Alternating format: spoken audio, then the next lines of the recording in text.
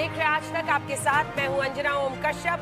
डटे हुए हैं हम आपके साथ, हमारा चैनल और हम तो आपको स्क्रीन पर दिखाई दे रहे हैं, लेकिन हमारे पूरी टीम आपके साथ डटी हुई है, क्योंकि सब कल के 5 राज्यों के नतीजों पर सबकी नजर है।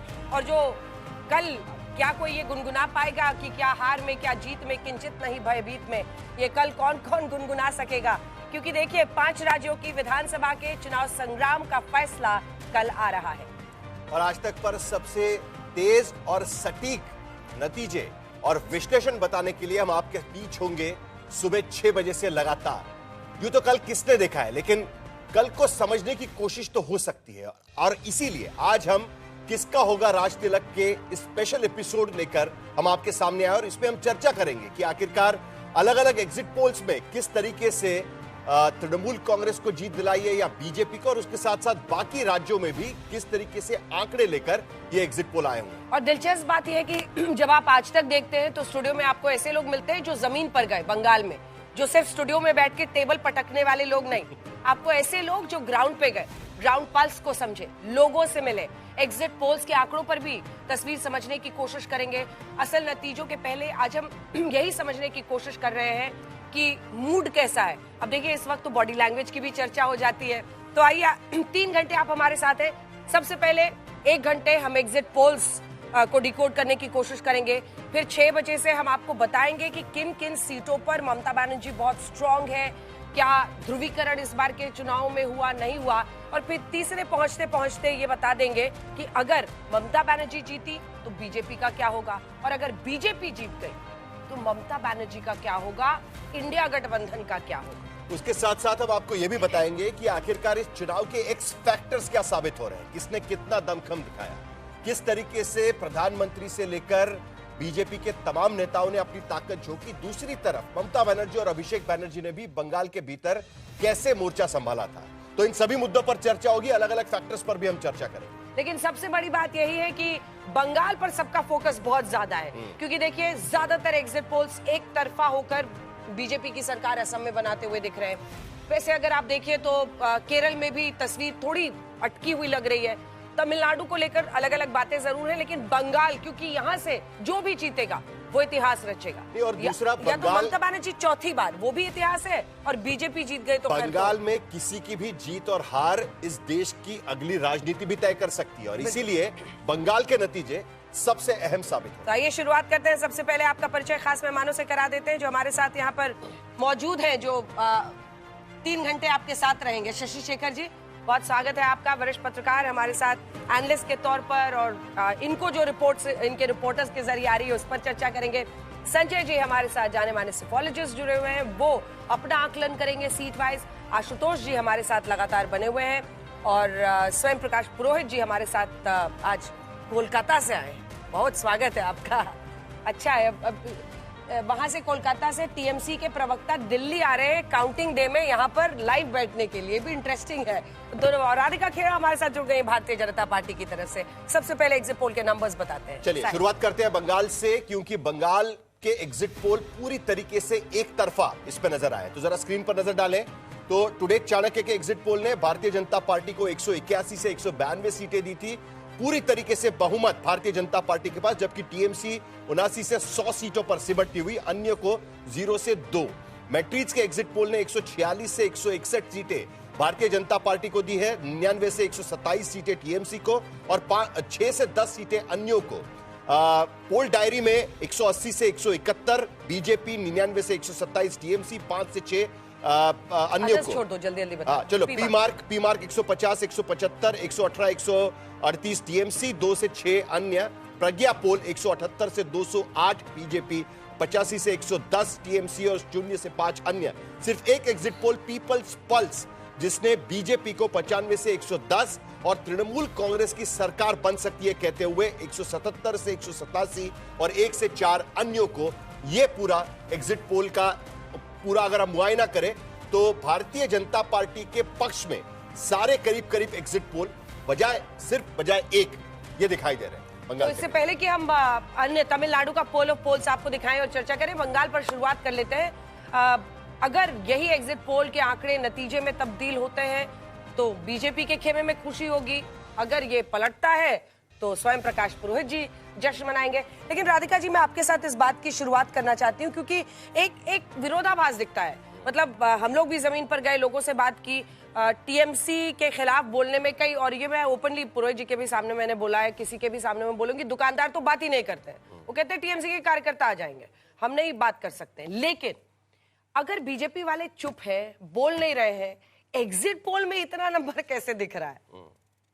सभी को नमस्कार। अंजना जी, कल के नतीजे बंगाल में क्या होने वाले हैं वो आपके स्टूडियो में है, और आज शायद हर चैनल के स्टूडियो में है, क्योंकि टीएमसी के सारे प्रवक्ता जो पूरे चुनाव के दौरान अपने घर से डिबेट कर रहे थे, आज सब दिल्ली आ गए, क्योंकि वहां पे साफ है संदेश खाने को इनको नहीं मिलने वाला है, क्योंकि इनकी सरकार नहीं बनने वाली है। क्योंकि अगर इनकी सरकार बन रही होती तो मैं गारंटी से कहती हूँ, राजनेता हूं इसीलिए जानती हूँ, कोई भी प्रवक्ता अपना प्रदेश छोड़ के तो नहीं आता, खास करके जो पार्टी बंगाल की पार्टी है। ममता बनर्जी गोवा भी गई, हार गई, तो उनकी ऐसी पार्टी नहीं है जिसका दिल्ली में कोई अस्तित्व है। तो दिल्ली में इनके प्रवक्ताओं का एकदम से चले आना, देखिए ना, पूरा चुनाव में हम सब स्टूडियो से बड़ी बड़ी डिबेट्स में ज्वाइन करते थे अंजना जी, लेकिन टीएमसी का कोई प्रवक्ता नहीं होता था, वो तो पीक टाइम था।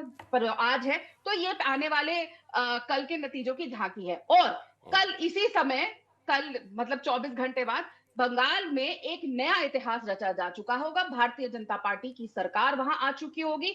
कल रात के बाद 7 बजे से लड़कियां घर से बाहर निकलने लगेंगी। वहां पे कंपनियां आके, बड़ी बड़ी कंपनियां आएंगी जहां पे लोगों को रोजगार मिलेगा, हिंदुओं को अपना घर छोड़ के पलायन नहीं करना पड़ेगा। और सबसे महत्वपूर्ण बात इस बार जो हमें देखने को मिली, और आप जो कह रही हैं कि लोग बात नहीं कर रहे, डर तो लगेगा ना अंजना जी। पिछले चुनाव के बाद क्या हुआ था? 150 से ज्यादा लोगों को मार दिया गया था जिन्होंने टीएमसी का साथ दिया, 35 से ज्यादा महिलाओं का बलात्कार कर दिया गया था, हिंदुओं को अपना घर छोड़ने को मजबूर कर दिया गया था। तो क्यों कोई अपना बोल के कुछ कहेगा? जो उनकी एक उंगली कर सकती है वो उनको जुबान से बोलने की जरूरत ही नहीं है, वो सील पैक हो चुका है। नतीजे उस बात में भी गवाह हुए कि अब देखिए ममता बनर्जी, राधिका जी, लोग जब बोलते नहीं है ना, तब खतरनाक साबित हो सकता है किसी के लिए भी। और उनके न बोलने का अलग अलग मतलब अगर निकाले तो कई बार उलटफेर भी हो जाता है और कई बार जो है वही कायम रहता है।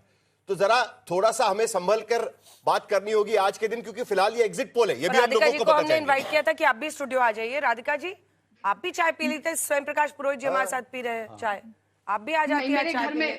मेरे घर में किसी की डेथ हो गई, इसलिए मैं नहीं आ पाई। अच्छा पुरोहित जी, संदेश लाए हैं कि नहीं लाए? वो कह रहे हैं अब संदेश आपको तो मिलना नहीं था वहां, इसलिए आप यहाँ आ गए। नहीं, वो उनका बोलने का है, वो अपना बोल सकती है। भारतीय जनता पार्टी की प्रवक्ता, उनको तो तृणमूल को आरोप लगाना है, मगर यहाँ बात संदेश की नहीं है। सबसे पहले तो इनके घर में जो दुखद श्रद्धांजलि, जो जिनकी भी मौत हुई है, उन्हें मेरी तरफ से श्रद्धांजलि है। राधिका जी, सबकी तरफ ठीक है ना, सब ठीक है। और रही बात पश्चिम बंगाल में, तो हमारा एक दल है, संगठनिक दल है, और ममता बनर्जी जैसे नेतृत्व पूरे देश के अंदर में मुझे नहीं लगता किसी पार्टी के पास होगा। भारतीय जनता पार्टी जो चुनाव लड़ रही है, दिल्ली से जितने अधिकारी गए हैं, 15 राज्य के मुख्यमंत्री, केंद्र की पूरी सरकार जाकर के दिल्ली में प्रचार कर रही है। अलग अलग राज्यों के मुख्यमंत्रियों को जाना पड़ता है। एक याद आ रहा होगा, जब एक बार 1977 में शायद इंदिरा गांधी के समय एक नारा लगा था, एक शेरनी 100 लंगूर, वो नारा लगा था। तो वही चीज है, आज पूरा देश लगा हुआ है और बंगाल के अंदर में, कि बंगाल की एक चुनी हुई सरकार को कैसे डिसमेंटल किया जाए। एक आपके तरफ से एक नारा लगाया जा रहा था इस बार, जी, डिसमेंटल किया जाए। इलेक्शन है, इलेक्शन के पहले ईडी सीबीआई ये क्या है? आप अगर चुने हुए प्रतिनिधियों को परेशान कर रहे हैं, आपने हमारी स्ट्रेटेजिक कंपनी जो आईपैक है उसके अधिकारी को आपने 20 तारीख को उसे गिरफ्तार कर लिया और चुनाव के दूसरे दिन आपने उसे छोड़ दिया, और आपने वहां पे प्रोटेस्ट भी नहीं किया लोअर कोर्ट के अंदर में। ये आपके तरफ से नारा दिया गया था इस बार, जोताई करो हमला अबार जितबे बांग्ला, और बीजेपी का उस पर पलटवार था कि पलटनो दरकार चाहे बीजेपी सरकार। ठीक है, तो मतलब कहीं ना कहीं बीजेपी का ये कहना था कि एंटी इनकम्बेंसी बहुत चल रही है। क्या एग्जिट पोल में वो एंटी इनकम्बेंसी नजर आ रही है आपको? 15 साल चला रहे आप सरकार, कहीं ना कहीं कुछ तो लोग नाराज होंगे ही ना आपसे। नहीं, नाराज कौन है? 1000 रुपया सिलेंडर जो इसके लिए बढ़ रहा है वो नाराज है, जनता नाराज है। पब्लिक पश्चिम बंगाल तो राज्य का चुनाव में राज्य में बहुत शांति है, अमन है, चैन है। उसके बारे में जिनको दूर बैठे हैं दिल्ली में बैठ करके, और उनको लग रहा है कि बंगाल में पलायन हो रहा है, उनको कम से कम 20 साल से बिहार में उनकी सरकार है, और पूरे देश के अंदर में आपको बिहार के व्यक्ति मिल जाएंगे मजदूरी करते हुए। तो मैं इस बारे में बात नहीं करना चाहता हूं, क्योंकि मैं खुद चाहता हूं कि सब जगह, सब कोई भी हर प्रांत है देश का, वो आगे बढ़े। मगर 20 साल से वहां उनकी सरकार है, डबल ट्रिपल इंजन की सरकार है, वहां उन्होंने कुछ नहीं किया। और पश्चिम बंगाल में चूंकि जो 34 साल का जो वामपंथी शासन था, ज्योति बसु ने क्या दुर्व्यवस्था कर दी थी 25 सालों में, उसका जवाब आज हमारे देश के अंदर में ममता बनर्जी ने दिया। जब ममता बनर्जी जब चुन करके आई 2011 में, उस समय का क्या माहौल था? उस समय जनता ने तो उसे चुन करके भेजा था। और आज मां माटी मानुस की सरकार है। सीपीएम के जो नेता थे वो भी तृणमूल में आए। जो भारतीय जनता पार्टी, देखिए आज सच्चाई क्या है, राधिका जी को पता करना चाहिए कि कलकत्ता शहर में कल काउंटिंग है और इनके पास में बूथ पे बैठने के लोग नहीं है। और तृणमूल कांग्रेस का प्रवक्ता दिल्ली में आकर के बोल रहा है, एकदम निष्पक्ष है, चिल, एकदम शांति से बैठ करके हम बात कर रहे हैं। और हाँ, एकदम चिल है, ठीक है। और हमारी चौथी बार सरकार बन रही है और संदेश आपको जरूर भिजवाऊंगा। शेखर जी, प्रथा ये भी है कि बॉडी लैंग्वेज डिकोड किया जाता है। आपने बॉडी लैंग्वेज डिकोड किया गया। मैं अंजना बॉडी लैंग्वेज की बात नहीं करूंगा। मुझे इतिहास का एक उदाहरण याद आ गया। 1757 में जब प्लासी में क्लाइव और डुप्ले की लड़ाई हुई, तो लड़ाई साधारण लड़ाई नहीं थी। वो दो ऐसे औपनिवेशिक ताकतों की लड़ाई थी जो इस देश का भविष्य तय कर रही थी कि इस देश पर फ्रेंच रूल करेंगे या इंग्लिश रूल करेंगे। क्लाइव जीत गया, इंग्लिश ने हमारे ऊपर रूल किया पूरे देश पर। इतनी उत्तेजना, इतनी बातचीत तो तब भी नहीं हुई थी। मैं इतिहास थोड़ा सा पढ़ा लिखा हूं।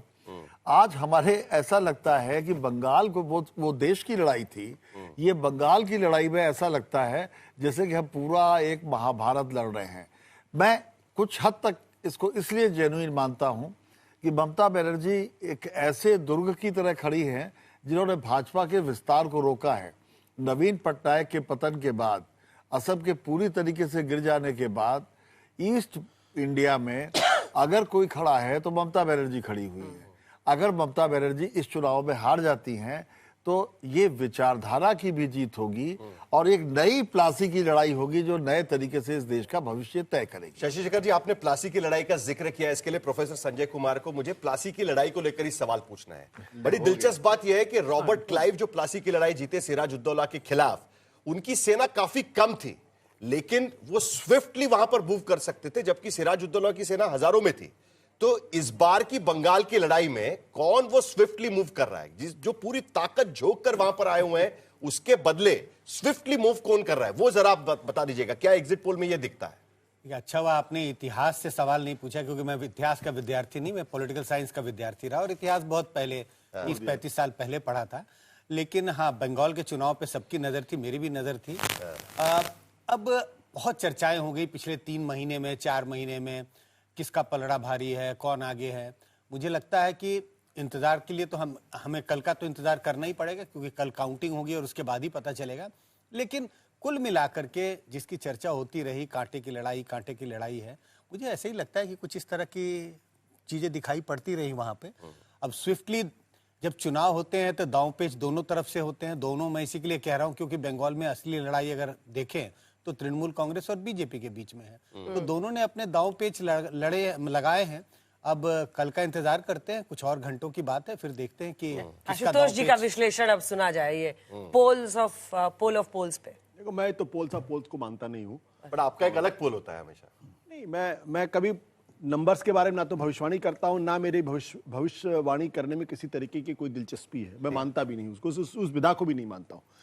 मेरा स्पष्ट तौर पर मानना है कि पश्चिम बंगाल का जो चुनाव है वो आने वाले देश के लिए कोई बहुत शुभ संकेत नहीं है। राजनीति के अंदर अगर चुनाव वैमनस्यता में बदल जाए, शत्रुता में बदल जाए, एक दूसरे को देख लेने की मिसाल में बदल जाए, तो इसका मतलब यह कि वो लोकतांत्रिक जो तत्व है वो धीरे धीरे कम होता जा रहा है। और मैं बार बार इस बात को देख रहा हूँ, महसूस कर रहा हूँ कि आप टीवी डिबेट में भी इसको देख लीजिए, जिस तरीके से लोग एक दूसरे के ऊपर हमले करते हैं, गाली गलौज की भाषा का इस्तेमाल होता है, वो अच्छी स्थिति नहीं है। इस बार की जो लड़ाई है वो ममता बनर्जी के लिए दरअसल अपने आप को बहुत मजबूती के साथ ये साबित करने की है कि उनको हरा पाना उतना आसान काम नहीं है। और भारतीय जनता पार्टी के लिए ये साबित करने का वक्त है कि अब बिहार और उड़ीसा के बाद बंगाल में भी उसको कोई रोक नहीं सकता। क्या इन दोनों के बीच में कहीं कोई नई रेखा खिंचती दिखाई पड़ रही जहां दोनों लगभग बराबर की स्थिति में हो, या कोई हंग असेंबली वाली स्थिति? मुझे दिखाई नहीं पड़ता। मुझे साफ ये दिखाई पड़ रहा है कि इस बार जिसकी भी जीत होगी वो ठीक तरीके से जीत होगी, वो आधी अधूरी लड़ाई नहीं होगी, आधी अधूरी जीत नहीं होगी उसमें।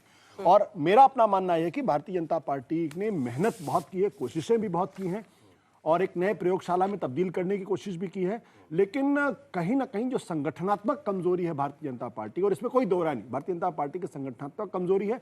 और मुझे जैसे कि हरियाणा चुनाव के समय में पता चला कि आरएसएस के लोगों ने 30,000 सभाएं की या मीटिंग्स की, या महाराष्ट्र में कहा 50,000 के आसपास की, एक भी ऐसा शब्द मुझे यहाँ इस बार सुनाई नहीं पड़ा कि आरएसएस के लोगों ने इतने हजार से हो मीटिंग सकता है चुनाव के बाद सुनाई दे वो चीज़। हाँ, हो सकता है, हो सकता वो बड़ा है। क्योंकि अंडरग्राउंड उन्होंने ये काम बात करते कर ली है तो रोड शोज और ये बता ही देते हैं, नंबर्स क्योंकि बता देते हैं, बहुत बड़े सभा दिलचस्प किसने है। कितने किए, बहुत इंटरेस्टिंग नंबर्स हैं ये, किसकी कितनी रैलियां और रोड शो हुई। प्रधानमंत्री नरेंद्र मोदी 20, अमित शाह, गृह मंत्री अमित शाह सबसे ज्यादा केंद्रीय मंत्री के तौर पर उन्होंने, मतलब बीजेपी के खेमे से अगर आप देखिए तो 32 उन्होंने की। अब एक ममता बार बनर्जी सारे बीजेपी वाले ही दिखा दीजिए ना, क्योंकि नितिन नवीन और योगी आदित्यनाथ के भी दिखाई दिए, वो एक साथ पहले दिखा देंगे। लेकिन ममता बनर्जी का अगर हम दिखा रहे हैं तो पूरा जो दबाव ममता बनर्जी और अभिषेक बनर्जी पर था, तो ममता बनर्जी पब्लिक मीटिंग्स 94, पदयात्राएं 12 और road show 5, Abhishek Banerjee public meeting 69, पदयात्रा 2 और रोड शो 16, यानी 100 के ऊपर दोनों के अलग अलग हम यहां पर रोड शो देख सकते हैं। और नितिन नवीन अध्यक्ष है भारतीय जनता पार्टी के, वो 14 पहला चुनाव होगा उनका अध्यक्ष बनने के बाद का।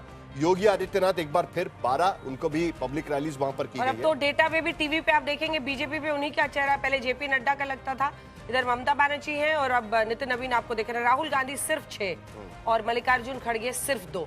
कांग्रेस पार्टी अब क्या सोचकर अपनी रणनीति बनाती है, कांग्रेस का कोई होता है तो उससे पूछते हैं, लेकिन नरेंद्र मोदी और अमित शाह काश ये बंगाली बोल रहे होते। देखिए, उस वहां के लोगों से जो कनेक्ट है उस भाषा में ही होता है, और बंगला एक बहुत ही रिच कल्चर उसका है। देखते हैं, क्योंकि ये चुनाव ये भी डिसाइड करेगा कि क्या क्षेत्रीय पहचान अभी भी लोगों के लिए इम्पोर्टेंट है या नहीं है। ये डिसाइड करेगा। बट स्वयं प्रकाश पुरोहित जी क्यों नहीं जा सकते पीएम, क्यों नहीं उनके मुख्यमंत्री जाएंगे? एकदम। या नहीं, अरे आप लोग कह रहे पूरा देश को लगा दिया एक लेडी को डिसमेंटल करने में। चुनाव है भाई साहब, लड़ना। इंस्टीट्यूशंस की बात की जा रही है। सीबीआई ईडी के जब वो होता है, वो सिर्फ भारतीय जनता पार्टी को बचा करके बाकी सब विपक्षी पार्टियों पर होता है। तृणमूल कांग्रेस के अगर किसी नेता पे, मैं जानता हूं, मैं नाम नहीं लूंगा अभी चैनल में, उसको चुनाव के 5 दिन पहले बुला करके डराया धमकाया गया, 2 शोकोस किया गया। वो चुनाव का प्रचार कर, आदमी चुनाव प्रचार नहीं करे। हमारे देवाशीष कुमार है, उनके घर में भेज दिया था। अरे कोई आदमी अगर पैसे कमा रहा है तो आपकी दल में भी बहुत लोग हैं जो रेस्टोरेंट कर रहे हैं, पैसा जो कमा रहे बंगाल हैं। पुलिस जाती थी कई उम्मीदवारों के घर में वगैरह, वो सब याद नहीं है आपको? नहीं, बंगाल भी शिकायत ही होती थी कि बंगाल पुलिस का कई उम्मीदवारों के घर जाती है कभी कभी, और वो जुडिशियल ऑफिसर्स को किडनैप कर लिया। नहीं, वो तो सुप्रीम कोर्ट ने बोला, वो उनकी scripted story Bharatiya Janata party से निकले हुए। सुप्रीम कोर्ट ने बोला है। सुप्रीम कोर्ट तक मैटर क्यों गया? अगर वो व्यक्ति वहां पर जुडिशियल अधिकारियों को रोका है, अगर उस दिन रात को 12 बजे तक सारा लॉ एंड ऑर्डर तो वही मेंटेन कर रहे हैं। मुख्यमंत्री के हाथ में कुछ नहीं है, सेक्रेटरी भी उनको पता नहीं है, रातों रात को 12 बजे चेंज कर देते हैं कि भाई इनको हटा करके इनको बना दिया। तो आप हॉस्टेज रख लीजिएगा 9 घंटे के लिए। हमने थोड़ी रखा है, किसने रखा? हमने नहीं रखा है। जिसने रखा है वो आरोपी है, वो गिरफ्तार हो गया। जो मगर वो कहां से आया, वो देखिए कि वो कहां से आया है। वो उनकी वो जड़ पकड़िए आप कि वो कहां से आया है। राधिका खेरा जी के पास जाने से पहले जरा शशि शेखर जी से मुझे एक पूछना है, क्योंकि बात अब ममता बनर्जी की निकली और नंबर साफ नजर आते हैं कि Mamata Banerjee 94 public meetings, 94 public meeting, समझ सकते हैं कि भाई मुख्यमंत्री है, उनको रिपीट करना है। 94 पब्लिक मीटिंग्स, पदयात्राएं 12, रोड शो 5, पूरी तरीके से अपने कंधे पर वो पूरी कैंपेन चला रही है। और ममता बनर्जी ऐसी है कि वो कभी भी कोई सरप्राइज थ्रो कर सकती है। राइट फ्रॉम जयप्रकाश नारायण के टाइम से कि उनका वो वहां पर पहुंचे हुए थे इंदिरा गांधी के खिलाफ, उनके गाड़ी के सामने कूद गई थी वो और उनका पूरा यात्रा रोक दी थी। 1984 में उनकी एंट्री होती है पार्लियामेंट के भीतर, वो भी सोमनाथ चटर्जी को डिफीट करके उनकी एंट्री होती है। तो क्या ये सारा जो चीज दिख रहा है, क्या अभी भी उनके पास वो जज्बा आपको दिखाई देता है कि एक सरप्राइज एक बार फिर उनके अपने सर्वाइवल के लिए थ्रो कर सके वो? साहिल, मैं ममता बनर्जी की सारी यात्रा को मैंने करीब से देखा है। मैं उनको जानता नहीं, लेकिन एक खबर नवीस के तौर पर पिछले 45 साल से मैं काम कर रहा हूं और मैंने उनको देखा है। उन्होंने हमेशा जस का तस दिया है। जिस भाषा में प्रतिद्वंदी बात समझता हो वो उसी भाषा का इस्तेमाल करती हैं। लेकिन आप अगर यहाँ पर देखिए, वो जैसे जूझ गई। बंगाल में यदि इनकी और अभिषेक की सब मिलाकर 100 से ज्यादा सभाएं हैं, तो एक सभा किसी भी कॉन्स्टिट्यूएंसी में होती है तो यकीनन वो उस कॉन्स्टिट्यूएंसी का ही सिर्फ भला नहीं करती, अगल बगल की कॉन्स्टिट्यूएंसी पर भी प्रभाव डालती है। इस तरह से इन लोगों ने पूरे बंगाल को एक तरह से, अगर पूरब की बोली में बोले तो नाथ दिया। दिया। हाँ, नाथ दिया, यानी कि उन्होंने उसको पूरी तरीके से मथ दिया। दूसरी बात, जो ममता बनर्जी की राजनीतिक स्टाइल है उसमें वो ये जानती है कि सड़क पर उतरे बिना राजनीति नहीं होगी। अगर आप देखिए तो पीएम मोदी भी यही करते हैं, वो भी सीधे जनता से रूबरू होने का प्रयास करते हैं अपनी सिक्योरिटी सीमाओं के बावजूद। हाँ। तो ये ममता बनर्जी ने, ये उनकी टिपिकल स्टाइल का नतीजा है। और मैं एक बस आपको आखिरी बात बोलूंगा कि आपको याद होगा जब वो आईपैक पर छापे के दौरान जब वो सड़क पर उतर गई थी तो तृणमूल कांग्रेस के एक बड़े नेता ने आज तक को ही बाइट दी थी कि ममता बनर्जी रोड पर है, इसका मतलब आप समझते हैं। तभी अगर देखिए तो एक राजनीतिक इबारत लिखी जा रही थी, सुप्रीम कोर्ट कुछ भी कहता रहे, लेकिन वो अपने मतदाता को मैसेज ये दे रही थी कि आपकी वजह से मेरा उत्पीड़न हो रहा है। अब कल सवेरे मालूम पड़ेगा उनको कितना फायदा हुआ नहीं हुआ। और इसमें मैं राधिका जी अब आपके पास आती हूँ। देखिए ममता बनर्जी का इस बार अगर आप सोशल मीडिया देखिए, उनका जो बोलने का स्टाइल है, उसके इतने मीम्स बना रहे हैं लोग, महिलाएं उनकी तरह साड़ी पहनकर और उसी भाषण में बोल रही हैं। कभी वो शायरी करती हैं, अपने जो उनका एक कोलोकियल टंग है। राष्ट्रीय पॉलिटिक्स में कई लोग उसको मानते हैं कि वो एक प्रॉब्लम भी है, एक हैंडीकैप भी बन सकता है जब आपको पैन इंडिया करना है। लेकिन बंगाल में तो उनका जो स्टाइल है उसकी तूती बोलती है। राधिका जी। अंजना जी, चाहे आपका चैनल हो, अन्य चैनल हो या इंडिपेंडेंट यूट्यूबर्स हो, जो जो बंगाल की जनता के बीच में गया, वहां पे सब महिलाओं ने बोला कि हमें चेंज चाहिए। एक वो भी है, पैसे दे के आप किसी से भी अपने तरीके की बोली बनवा लो, रील्स बनवा लो। आजकल आए दिन आता है, सबके पास आते हैं। जिसके भी 1 लाख से ज्यादा फॉलोअर होंगे उन सबके पास मैसेज आने लग जाते हैं आजकल तो, कि हम इस एजेंसी से है, क्या पेड वो करेंगे आपके पास। सबके पास आते हैं, वो कोई नहीं होगा जिसके पास 1 लाख से ज्यादा फॉलोअर है इंस्टाग्राम पे, उसके पास वो नहा आ रहा हो। लेकिन अगर इससे चुनाव सोशल मीडिया पे बने जाते तो ऐसे तो राहुल गांधी कब के प्रधानमंत्री बन गए होते, क्योंकि सोशल मीडिया पे तो जैसे सुप्रिया कहती है उनसे ज्यादा फॉलोइंग किसी की, इनसे रीच किसी की है ही नहीं, बन चुके होते। लेकिन मेरे को एक बात समझ नहीं आ रही, मेरे से पहले आशुतोष जी ने बोला कि बंगाली बोलते सब तो कनेक्ट अच्छा होता। मतलब इनका ये कहने का मतलब है कि राहुल गांधी जो एक बार सांसद चुने गए, उनकी इज्जत केरला ने बचाई, उनकी बहन की इज्जत केरला ने बचाई। वो मलयाली तो एक शब्द नहीं बोल पाते, एक शब्द नहीं, हेलो नमस्ते नहीं बोल पाते। इसका मतलब केरला तो उनको नहीं समझना और डिस्कनेक्ट हो चुका। इसका मतलब वहां पे एलडीएफ आ रही है, यूडीएफ का तो कोई लेना देना नहीं है कि नहीं आशुतोष जी? कनेक्ट तो कर नहीं पाए, एक शब्द नहीं बोल पाए आज तक राहुल गांधी मलयाली में, जबकि उनके जनरल सेक्रेटरी ऑर्गेनाइजेशन मलयाली है। और मतलब जिस प्रदेश ने उनकी इज्जत बचाई, एक वर्ड टीएमसी नहीं को बोल जवाब सकते। देना है कि नहीं देना, लेकिन आपको तो जवाब देना ही है आशुतोष। नहीं मैं दे देता हूँ। नहीं, पहले आशुतोष देंगे ना, को- आशुतोष जी ने जवाब बोला देंगे ना। वो आशुतोष जी बहुत ड्रामेटिक हो गए, बोले काश पीएम और अमित शाह बंगाली बोलते। मैं तो उनके हक में बोल रहा था। अरे हक में तो का हो सकता है 200 से ज्यादा सीटें आ जाती। मेरा जो कहने का वो तो अर्थ था, अभी जो भी सुना आएंगी। नहीं दरअसल राधिका जी ने, वो मेरा कहने का आशय था कि अगर वो बंगला बोल सकते काश, तो हो सकता है 225 से ज्यादा बीजेपी की सीटें आ सकती थी। नहीं आशुतोष जी, ये आप handicap बोलो और तो हम है। ना सुने, देखिए, ऐसा होता आप नहीं। बंगाल के अंदर चुनाव लड़ रहे हैं, मैं प्रधानमंत्री जी की अरे क्या शुभेंदु अधिकारी लड़ रहे हैं ना वहां पर। कौन शुभेंदु अधिकारी को वोट देगा? क्या बात कर रहे रहा? हैं? क्या बात? अरे ममता भाई, बनर्जी को हराया ममता पिछली बनर्जी बार को- मेदिनीपुर की 16 सीटों पर, वो जीत लाइन। क्या बात? Let me answer. क्या नरेंद्र मोदी जी बंगाल के मुख्यमंत्री बनेंगे? अंजना क्या जी, अमित शाह 10 बंगाल के सेकंड। मुख्यमंत्री बनेंगे? क्या योगी आदित्यनाथ बंगाल के मुख्यमंत्री बनेंगे? क्या नितिन नवीन 10 बंगाल के सेकंड। मुख्यमंत्री बनेंगे? कौन बनेगा? कैसी बात कर रहे हैं आप? मैं समझ ही नहीं पा रही हूँ। मैं समझ अरे रहा हूँ राहुल आपकी- गांधी जानते हैं कि नहीं जानते हैं मैं समझ प्रचार रहा हूँ के आपकी लिए? बात, मैं समझ रहा हूँ, लेकिन प्रचार के लिए तो जाएगा ना भाई आदमी। अरे भाई, तो हर जगह की अगर आप- लैंग्वेज बोलेगा तभी वहां बीजेपी की सरकार बनेगी। हो सकता है अंजना जी, 225 10 सीटें ना मिले, 175 मिल मोदी जाए। जी असमिया तो बोलते नहीं वहां पे, बन अब रही मेरी है बात उनकी सुनी नहीं सरकार। रही है। मैं कह रहा हूं कि हो सकता है अंजना अगर जी, बंगाली बोल सकते तो 250 तेलंगाना के आसपास सीटें- तेलंगाना में जब राहुल गांधी गए थे, असमिया थोड़ी बोलते हैं पीएम, असम में बन गई है सरकार। पुदुचेरी में अगर पुदुचेरी में सरकार बन रही है तो क्या तमिल बोल के है?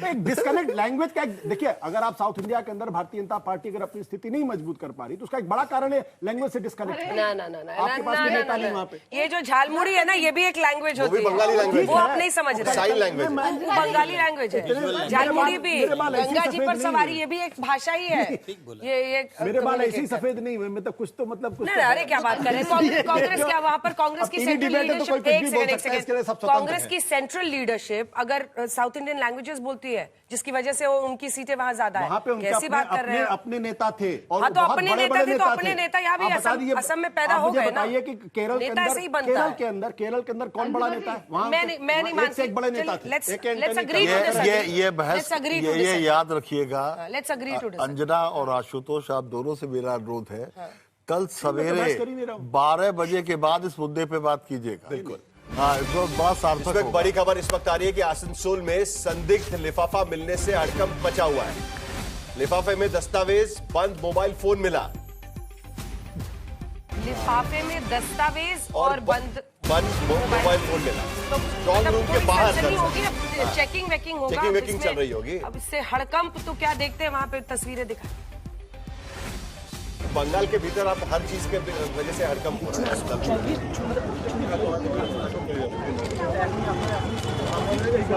गाड़ी এই গাড়িটা সার্চ করছে সব এই গাড়িটা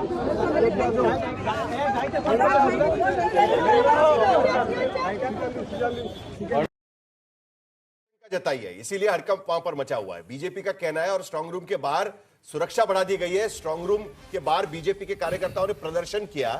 ये दस्तावेज और बंद मोबाइल मिलने के बाद बीजेपी का ये दावा है दरअसल कि इसमें कुछ गड़बड़ है और इसी के वजह से हड़कंप वहां पर बचा हुआ है। तो बेसिकली आप उल्टा सेंटिमेंट्स बड़ी सभी पार्टियों हाँ, के वो उल्टा ये रहते हो हैं। गया। हमने देखा था उस दिन क्या हालत वो हुई थी सीसीटीवी से जैसे हड़कंप हाँ, हुआ था, अब वो बंद लिफाफे से हड़कंप। हाँ, चलिए ठीक है। तो ये सबसे बड़ी बात ये है, राधिका जी अब आप रिस्पॉन्ड कीजिए। लैंग्वेज पर तो आपने उनको जवाब दे दिया, लेकिन मेरे सवाल का आपने जवाब नहीं दिया कि एक ममता बनर्जी का जो एक कनेक्ट है वहां पर, क्या उसको शुभेंदु अधिकारी चैलेंज कर पाएंगे? ये बेसिक क्वेश्चन है।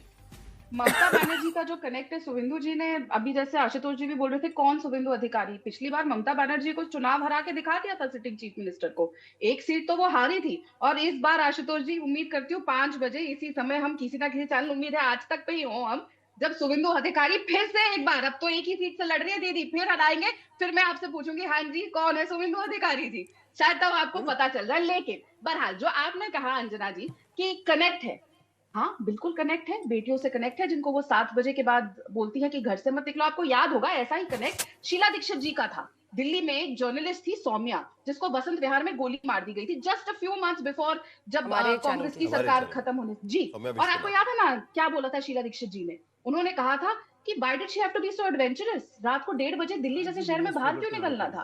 वही चीज हमने फिर हिस्ट्री रिपीटिंग इटसेल्फ देखी है बंगाल में, जब ममता बनर्जी रेप के बाद कहती है कि 7 बजे के बाद लड़कियां क्यों घर से निकलती है।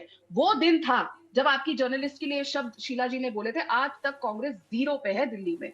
बेटियों को, आधी आबादी को उनका हक नहीं देते हुए अभी तक तो जीतती आई सर पार्टियां, लेकिन अब असली टेस्ट होगा जब एक्चुअली में ये सब चीजें स्वयं प्रकाश पुरोहित जी, आरजी कर इतनी महिलाओं ने मुझे बोला, कैमरे पे बोला, आरजी कर और छोटे शहरों में, सिर्फ यहाँ कोलकाता की नहीं, मैं बर्धमान, आसनसोल, कई जगहों पर गई, वहां पर लोगों ने आरजी कर को मेंशन किया। नहीं, आरजीकर का मुद्दा बहुत ही निंदनीय था और बहुत ही मतलब खतरनाक तरीके से वो काम हुआ था। मगर आपको एक चीज और देखनी है कि 24 घंटे में मुख्य आरोपी को गिरफ्तार कर लिया गया था। मुख्यमंत्री ने खुद सीबीआई जांच की मांग की थी, उन्हें खुद के लोगों पर विश्वास उस समय उठ गया था और उन्होंने खुद मुझे बताइए पूरे देश के अंदर में कौन सी ऐसी सत्ता में बैठी हुई, कुर्सी पर बैठे हुए व्यक्ति है जो रस्ते में उतरते हैं बलात्कार के खिलाफ। और अपराजिता बिल पर उन्होंने अपराजिता बिल लाया सेशन बुला करके, जिसे गवर्नर ने पास नहीं होने दिया। उस अपराजिता बिल में था कि आपको जल्द से जल्द उसे दंड दे देना चाहिए अगर आरोपी गिरफ्तार। उसके बाद जांच सीबीआई को सौंप दी गई, सीबीआई ने भी वही चार्जेस लगाए। मगर जिस तरह से उसका राजनीतिकरण किया गया, मैं वर्ड नहीं बोलना चाहता हूं, व्हाट्सएप में ऐसे ऐसे मैसेज आए। एक जो डॉक्टर्स की जो टीम है पश्चिम बंगाल में, वो सब कम्युनिस्ट टाइम के डॉक्टर है। आप देखिए मैक्सिमम जितने भी पढ़े लिखे पुराने डॉक्टर हैं वो सब कम्युनिस्ट, या वकील भी जो है वो भी कम्युनिस्ट विचारधारा के। तो उनको ममता बनर्जी से चिढ़ है, उन्होंने वो नैरेटिव सेट किया और उसका फायदा लेने के लिए भारतीय जनता पार्टी ने धरना प्रदर्शन किया और रातों रात रास्ते पर उतरे। भारतीय जनता पार्टी प्रदर्शन तो होगा ना, ऐसी ठीक घटना है, होने के बाद ठीक विपक्ष है, क्या करेगा? 14 तारीख को हाथ पे पूरा हाथ धरे थोड़ी बैठा रहे। नहीं, और उसमें धरना आम हमने भी डॉक्टर्स भी थे, उसमें खाली सभी लोग बीजेपी उतरेंगे मत उसमें। बोलिए, नहीं, आम मैं लोग बीजेपी भी नहीं, थे। मैंने कम्युनिस्ट कहा है, मैंने बीजेपी का नाम लिया लेकिन नहीं। आम डॉक्टर्स भी उसमें शुभेंदु अधिकारी ने उसका राजनीतिकरण किया था। और उसके बाद में अभी चुनाव के अंदर में उनकी मां को, जिनको मैं सम्मान के साथ कहना चाहता हूं, जिसने अपनी बेटी खोई है, उससे दर्दनाक चीज नहीं हो सकती है किसी के साथ। लेकिन राधिका खेरा जी मगर अमित शाह जी से जब उसने 2 मिनट का समय मांगा था और प्रधानमंत्री जी से समय मांगा था, तब नहीं दिया गया। तो तब टिकट पे लड़ रही है, बीजेपी के टिकट पे लड़ रही है। तो टिकट दे दिया गया ना, उनको राजी किया गया कि आप पहले आके चुनाव लड़िए, हमारे पास आइए। तो ये तो राजनीतिकरण हो गया ना। देश में 81 लेकिन राधिका खेरा जी, मुझे आपसे उसके पूछना बारे में है। हम बात नहीं करते हैं। ठीक है, कहीं अगर किसी जगह आप, क्या हुआ नवादा के अंदर में, सबने देखा है वीडियो। मणिपुर में क्या, मैं अन्य प्रदेश की बात नहीं करता हूं, मगर पश्चिम बंगाल के एक बलात्कार को लेकर के अगर वहां की सत्ता को गिरा देना है तो फिर राजनीति बलात्कार पर होनी है तो फिर होगी। अगर उसके बारे में अगर बात करनी है, अगर आप ये नहीं बात कर रहे हैं कि ममता बनर्जी ने कहा, आपको पता है वामपंथी शासन में 2 किलो भात चावल दे करके लोगों को कपड़े तक नहीं थे। ममता बनर्जी ने अपने शासन में त्योहार होते हैं मुसलमानों को ईद में और हिंदुओं को दुर्गा पूजा और दीपावली में, छठ पूजा में कपड़े बांटते हैं। उनके तृणमूल कांग्रेस के हर कर्मी बांटते हैं, हर घर के अंदर में बांटते हैं गरीबों को। एक बात राधिका खेरा जी आपको माननी पड़ेगी कि चुनाव दर चुनाव महिला वोटर्स ममता बनर्जी के साथ डटकर खड़े रहे हैं और इसी का नतीजा रहा है कि 3 बार कम से कम ममता बनर्जी की सरकार रिपीट हुई है यहाँ पर। और जहां तक महिलाओं पर का ही डेटा है, 50% महिलाओं ने वोट किया था टीएमसी के लिए। और अब तक अगर हम देखें तो नेताओं की बयानबाजी महिलाओं को लेकर, मतलब कैप्टन सोफिया कुरैशी को लेकर जो कहा गया था, उसका खामियाजा क्या मध्य प्रदेश में भुगतना पड़ेगा? तो चुनाव पे इसका सचमुच पे असर होता है, ऐसा आपको लगता है? साहिल जी, बिल्कुल महिलाओं ने 2 बार मौका दिया, उसके बाद संदेश खाली हुआ, आखिरी में हमने देखा। और आरजीकर रेप केस के बारे में जो स्वयं प्रकाश जी यहाँ पे बैठ के 2 चीजें बोले, मुझे ये फैक्चुअली इनको करेक्ट करना जरूरी है। इन्होंने बोला ये अपराजिता बिल लेकर आए और उसको हमने पास नहीं होने दिया, ये जानते हुए इनके पास बेस्ट लीगल्स है। उस समय अभिषेक मनु सिंघवी जी भी इन्हीं की तरफ से राज्यसभा एमपी थे, क्योंकि टीएमसी की मदद से बने थे, इनके वकील है। और आरजीकर के लिए जो सरकार को डिफेंड करी थी वो इनकी वकील साहिबा आज राज्यसभा में है। तो क्या उन्होंने ये नहीं बताया कि स्टेट वर्सेस पंजाब वर्सेस मिठू के अंदर सब आपके बीच में नहीं बोली थी मैं sir, Mithu versus state of Punjab में अनिवार्य मृत्यु दंड सुप्रीम कोर्ट ने रोका हुआ है। तो अगर उसको कोई ये आदमी कहना चाय मैं पीने आपके आएगा तो बीच कोई में नहीं नहीं पिला बोली, देगा स्टूडियो उसको, में वो है, आप प्रोफेशनल है झूठ बोलने उसका, से let me उसके clear बारे है। में इस तृणमूल कांग्रेस का क्या प्लीज लेना प्रकाश देना? जी, ये तरीका उससे नहीं है, नहीं, ये हम ममता आपके बनर्जी का प्रोफेशन में बंगाल थोड़ी है, डील ये करते बेटी हैं। नहीं बोलेगी। तृणमूल कांग्रेस में स्वयं सब तरह प्रकाश के जी, ये महिला ममता पर बनर्जी का निर्भर प्लेग्राउंड लेट नहीं her है। complete, let her complete, please। स्वयं प्रकाश जी, ये ममता बनर्जी का प्लेग्राउंड नहीं है कि यहाँ पे आप बेटी की आवाज दबा देंगे। आज अरे का नहीं, रेप देश केस में तो में है किस ना, तरीके से भारत सबूत में आप बोलने लोगों ने दीजिए, उठाया। दादा खत्म स्टूडियो करें। का फायदा मत उठाइए। खत्म करें। अंजना जी, बोलिए, इनकी पुलिस बोलिए। जो गृह मंत्री और मुख्यमंत्री दोनों ही ममता बनर्जी है, उनकी पुलिस ने किस तरीके से आरजी कर रेप केस में सबूत मिटाने का काम किया, उसके लिए कोई बिल की जरूरत थी? सब जानते हैं, आपने भी देखा, आप वहां खुद गई थी कवरेज के लिए, किस तरीके से रात में पुलिस घुस के लोगों को वहां से भगाया गया, गुंडागर्दी हुई किस तरीके से। और ये बात कर रहे थे उनकी माताजी के बारे में, तो अभी जब माताजी का नाम के ऊपर व्हाइट चिट किसने लगाने का काम किया? आप लोगों ने, टीएमसी ने, डर के मारे। और टीएमसी के वर्कर्स उनको वहां पे बूथ पे कह रहे थे गो बैक। ये आप सम्मान कर रहे थे एक बेटी की मां का जिसने अपनी बेटी खो दी। और आप लोगों की सरकार, आप लोगों की पुलिस निकम्मी थी कि आज तक उस लड़की को इंसाफ नहीं मिला। प्रोफेसर संजय कुमार यही सवाल यहाँ पर पूछ रहे हैं, आप रिस्पॉन्ड करना चाह रहे हैं? मैं ये बोलना चाहता हूँ राधिका जी, देखिए बलात्कार के अंदर में अगर किसी के बारे में बात कर रहे हैं, हमारे नेता अभिषेक बनर्जी ने कहा था उसे बीच चौराहे में गोली मार देनी चाहिए। अभी तक उसे आप बिरयानी खिला रहे हैं। सीबीआई हमारे हाथ में है क्या? आपने सारे आरोप ममता बनर्जी पर लगा दिए, मगर आज कितने दिन हो गए, उसको न्याय मिला क्या? अभया को न्याय मिला क्या जिसके नाम पर आप वोट मांग रहे हैं? अभया को न्याय जब तक आप नहीं देंगे, जब तक आपको वोट नहीं मिलेगा तब तक नहीं देंगे। आप बोलिए टीवी चैनल में कि आपको पहले भाजपा को वोट दो तब अभया को न्याय देंगे। पहले आप बोल दीजिए कि भाजपा को वोट दो तब अभया को न्याय मिलेगा। ऐसे नहीं होती है, ऐसे देश के अंदर में नहीं चलता है। अगर बलात्कार कहीं हुआ है वो निंदनीय है, कहीं भी हुआ है। एक ठीक है, चलिए अभी देखिए, अभी चुनाव तो हो चुका है ना, अभी ये मुद्दे पर आगे क्या होगा उस पर नजर रखनी होगी हमको, क्योंकि ये बहुत बड़ी घटना है। लेकिन प्रोफेसर संजय कुमार, आरजी कार की जो विक्टिम है उनकी मां भारतीय जनता पार्टी के चुनाव पर चुनाव लड़ रही है, टिकट पर चुनाव लड़ रही है। ये कहीं ना कहीं एक रिप्रेजेंटेशन है ना ममता बनर्जी के खिलाफ, और उसका असर कहीं ना कहीं तो लोगों पर पड़ता होगा ना, वहां पर उसका असर पड़ा होगा ना इस सब चीजों का। आप ठीक कह रहे हैं कि उनके मां को टिकट दिया गया, भाजपा की वो प्रत्याशी हैं। अब जो सवाल आपका है कि पड़ा होगा, प्रश्न है, प्रश्न ही रहेगा अभी तक, क्योंकि देखिए ये जरूर है कि जैसे अंजना जी जो कह रही थी, मैं इस तरीके से पूछ रहा हूं क्योंकि संदेश खली की जो विक्टिम है उन्हें भी लोकसभा में टिकट दिया गया था बीजेपी की तरफ से, और वहां पर खुद प्रधानमंत्री प्रचार करने के लिए भी उनके। देखिए आप जिस घटना का जिक्र कर रहे हैं, इस घटना के बारे में अगर आप लोगों से बात करेंगे, मुझे नहीं लगता कि आपको लोग ऐसे मिलेंगे जो कहेंगे नहीं नहीं ये घटना ठीक थी। निंदनीय है, सभी लोग निंदा करेंगे, लेकिन जब चुनाव में जब वोट पड़ता है, जब लोग वोट देने जाते हैं, तो कई मुद्दे होते हैं दिमाग पर, कई कंसिडरेशंस होते हैं, और आप किस कंसिडरेशन पर फाइनली आप सोच रहे हैं कि मुझे पार्टी ए, पार्टी बी या पार्टी सी को वोट देना है।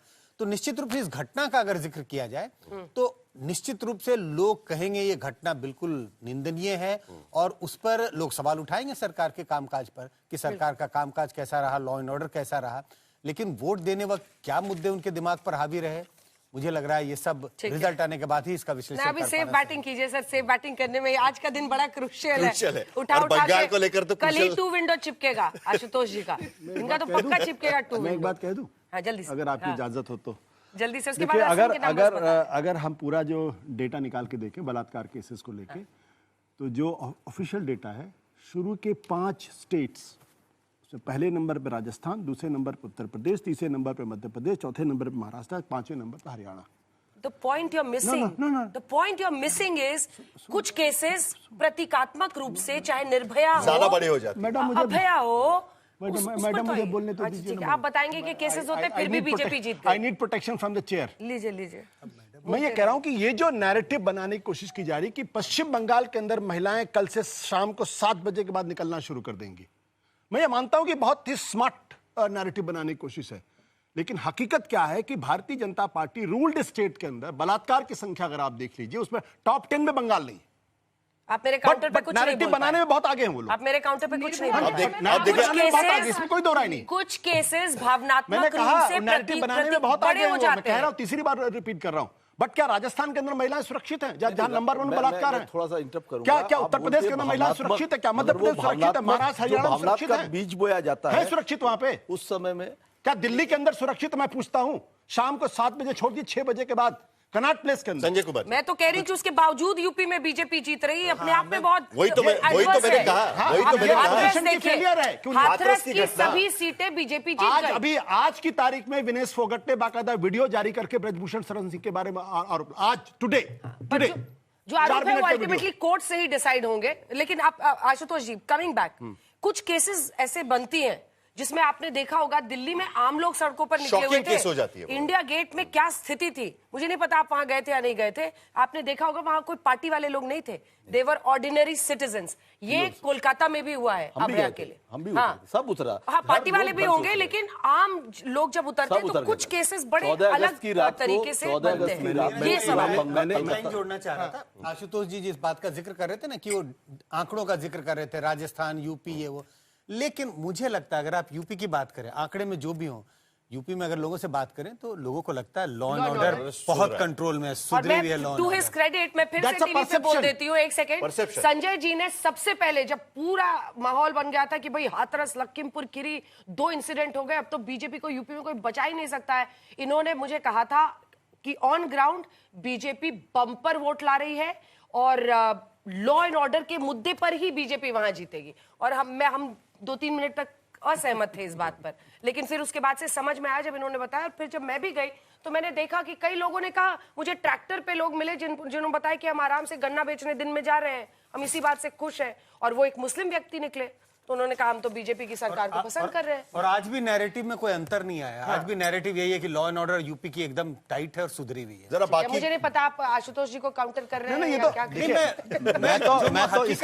इसका मतलब ये नहीं है कि पर परसेप्शन अगर है तो ग्राउंड पर भी महिलाएं सुरक्षित। मैं तो डेटा से कोट कर रहा हूं, मैं तो हवा में कोई बात करता नहीं इसके कभी भी। मतलब बहुत सारे निकाले जा सकते मैं तो हैं। डेटा कोट कर रहा हूं। अगर ये बात अगर- है, अगर इस अगर डेटा ये को बात कोई है, कंटेस्ट कर तो सकता है तो करे, मुझे मुझसे किसी contest। एक एक ही घटना की वजह से उसका बड़ा हाँ, ये मतलब निकलेगा कि नहीं निकलेगा, यही explanation सबसे इसका बड़ी बात होता रहती है ना। यही हो सकता है कि ये होने के बावजूद उनको भरोसा इस ए पार्टी पर है या बी पार्टी पर है कि वो बेहतर कर सकती है, ये एक वजह हो सकती है। लेकिन अब असम का रुख करते हैं और जल्दी से आपको बताते हैं एग्जिट पोल में ये जो पोल से वो बाकी क्या राज्य बता रहे हैं। सबसे पहले टुडेस चाणक्य 93 से 102 सीटें एनडीए और कांग्रेस को 14 से 23, एक्सिस माई इंडिया 88 से 100 और 24 से 36 कांग्रेस को। तो कुल मिलाकर यहाँ पर भी आप देखिए, यहाँ पर तो एक तरफा है, कोई भी एक नहीं है। एक पीपल्स पल्स है जो यहाँ पर भी थोड़ा कम सीटें दे रही है, लेकिन वो भी ज्यादा हिम्मत नहीं करके दे पा रहे हैं लेकिन कांग्रेस सरकार को। बनवा रही है बीजेपी, वो भी कांग्रेस को 22 से 26 ही दे रहे हैं। वो उधर शायद AIUDF वगैरह जो अलग लड़ रहे हैं इस बार, उस अन्य को वो 3 से 5 सीटें दे रहे हैं, वरना सभी ने 80+ सीट्स दी हैं। और पिछली बार के भी अगर नतीजों को देख लीजिए तो शशि जी यहाँ पर मतलब ज्यादा कॉन्टेस्ट लग नहीं रहा है। और जो मतलब यहाँ मतलब गौरव गोगोई को वहां पर भेज दिया राहुल गांधी ने, लेकिन खुद कांग्रेस पार्टी उस तरीके से लड़ी और ही नहीं। यही फर्क है। बंगाल के भीतर जिस तरीके से बीजेपी ने ताकत झोंक दी, वैसे कांग्रेस की असम नहीं में भी दिखाई उतनी दी, वो ताकत दिखाई नहीं झोंक दिया। रहे हैं। वो असम में भी उतनी ताकत। मैं आप लोगों की बात को ही आगे बढ़ा रहा हूँ। आप जरा ये देखिए कि बंगाल जीतने के लिए प्रधानमंत्री और अमित शाह ने कितनी रैलीज की। एक उत्तर प्रदेश के मुख्यमंत्री जो कि लोकप्रिय हैं, उनकी रैलियां 12 कराई उन्होंने, राष्ट्रीय अध्यक्ष से 14 रैली की। असम में क्या राहुल गांधी या प्रियंका गांधी ने इतनी रैलीज की, या किसी भी राष्ट्रीय नेता ने इतनी रैलीज की? तो अगर आपको चील के पंजे से मांस छुड़ाना है तो आपको कहीं ना कहीं तो उसकी ऊंचाई तक उड़ना होगा या उसके भी ऊपर जाना होगा। मुझे लगता है कि कांग्रेस उस तरीके का कोई माहौल क्रिएट करने में सफल नहीं हुई। मैं जीत और हार पर कोई तो टिप्पणी नहीं कर रहा, वो कल सवेरे ही बात करेंगे। दूसरी तरफ एक ऐसा मुख्यमंत्री था जो उन्हीं के पाले से गया था, वो उनकी कमजोरियों को ठीक से जानता है, उनके लोगों से उसका सीधा वास्ता है, और वो उसको राजनीति आती है। हेमंत बिस्व शर्मा को अगर देखिए तो उन्होंने जाके जिस तरीके की भाषा का इस्तेमाल करना शुरू किया, मियाँ, अब ये एक बहुत सार्थक नैरेटिव था, क्योंकि बांग्लादेश से आए मुसलमान को मियाँ बोलते हैं, जहां तक मेरी जानकारी है। हाँ, और जो असमिया मुसलमान है उसको मियाँ नहीं बोलते। हाँ। तो अगर वो उन्होंने जो बाइफर्केशन उन्होंने किया जिसमें उनको आसानी थी, क्योंकि जो असम में बांग्लादेशी मुसलमान है या कोई भी बांग्लादेश का व्यक्ति है वो असमिया नहीं बोलता। बंगाल में बांग्लादेशी मुसलमान और वेस्ट बंगाल के मुसलमान में उस तरह का द्वैत इसलिए नहीं क्रिएट किया जा बंगाली सकता, बोलते हैं, क्योंकि दोनों बंगाली बोलते हैं और दोनों के सिर्फ एक्सेंट में फर्क है। एक्सेंट में फर्क मेरे और आपके बीच में भी है हिंदी बोलने में, तो उस एक्सेंट के फर्क पर नहीं हो सकता। पॉपुलेशन का भी मामला है सर, वहां पे it is a visual problem, आपको सामने दिखता है। 35% तो 2011 के सेंसस में वहां मुस्लिम पॉपुलेशन था, तो आज सोचिए कितना होगा। और ये भी एक दिलचस्प बात है कि असम के भीतर कि 35% मुस्लिम पॉपुलेशन होते हुए भी वहां पर भारतीय जनता पार्टी ने अपना मतलब एक तो स्टेट तो जीता, लेकिन रिपीट उस तरीके से वो जीत गए। 2011 सेंसस है, आज तो कहीं ज्यादा आबादी है। असम एक टिपिकल उदाहरण है कि किस तरह भारतीय जनता पार्टी अपना हर चुनाव आखिरी चुनाव समझकर लड़ती है, और किस तरह कांग्रेस उस जिस लड़ाई को उसे लड़ना चाहिए वो नहीं लड़ती है। और इससे निराशा उन सारे लोगों में है। कांग्रेस ऐसा क्यों कर रही है? कांग्रेस नहीं, मैं बस अपनी बात पूरी कर लीजिए सर। हाँ। इससे निराशा उन सारे लोगों में है जो कि ये चाहते हैं कि इस देश में एक मजबूत विपक्ष हो। अगर विपक्ष पिलपिला होता है तो थोड़ी दिक्कत होती है। मुझे यह एक शक हो रहा है, हालांकि मैं टीएमसी के प्रवक्ता से इसका जवाब नहीं चाहूंगा। मुझे पता नहीं क्यों लगता है कि ममता बनर्जी को सूनर और लेटर 2029 से पहले दिल्ली की राजनीति में आना होगा। ये बात मैं चुनाव के दौरान नहीं बोल रहा था, मैं बोल दूं क्योंकि, लेकिन अब मैं बोलूंगा। और वो किन हालात में आएंगी उसका एक मोटा अंदाज मुझे है। लेकिन भविष्य बता रहे हैं या होप बता रहे हैं? ये भविष्य, होप और हकीकत तीनों है। ये कांग्रेस तो ये होने नहीं देगी। 100 सीटें जिसके पास है, इस तरह से इंडिया गठबंधन का मुंबई वाला जो पूरा मीटिंग था वो इससे हाईजैक हुआ कि वहां से नीतीश कुमार उसके बाद निकल गए। तो अब आप ये बताइए कितनी बार हाईजैक कर लेंगे, पलट रहे हैं, कितनी बार हाईजैक कर लेंगे, लेकिन ये भी कई बार वो नेतृत्व करते रहेंगे। सवाल ये है बंगाल के भीतर देखिए कांग्रेस का रवैया इस तरीके से रहा। कांग्रेस का ऐसे कर रही है। उसका जवाब दे देता हूँ ना, जीतूंगा ना जीतने दूंगा। दरअसल कांग्रेस पार्टी का जो कायांतरण हो गया है वो भारतीय जनता पार्टी हो गई 1989 के पहले वाली, और जो भारतीय जनता पार्टी है 1989 के बाद की कांग्रेस हो गई है कि 40 साल तक आप चुनाव लड़ते रहो। ये वाला क्या है कि भाई ना जीतूंगा ना जीतने दूंगा? किसको? कांग्रेस का एक तरीके से। अरे यही तो मैं आपसे कह रहा हूं कि भाई 1952 से बीजेपी मतलब वो असम में भी नहीं जीतेंगे, 1950-40 साल तक चुनाव लड़ती रही और पहली बार राज्य में सरकार बनी राजस्थान के अंदर। तो राजनीतिक दलों के करियर में इस तरीके के उतार चढ़ाव आते रहते हैं। अगर वो बहुत अच्छे होते तो क्यों 2014 में थोड़ा सा आपसे असहमत हूं, लेकिन ब्रेक के बाद उस पर चर्चा करेंगे, क्योंकि कांग्रेस पार्टी कभी भी बीजेपी जैसा चुनाव लड़ती है वैसा तो मुझे नहीं लगता है। आज की बीजेपी जैसा कभी नहीं लड़ती। लेकिन आज चर्चा बंगाल की है और बंगाल के भीतर कांग्रेस की चर्चा कमी है, क्योंकि एग्जिट पोल में भी कांग्रेस फिलहाल कहीं दिखाई नहीं दे रही है। देखते रहिए आज तक।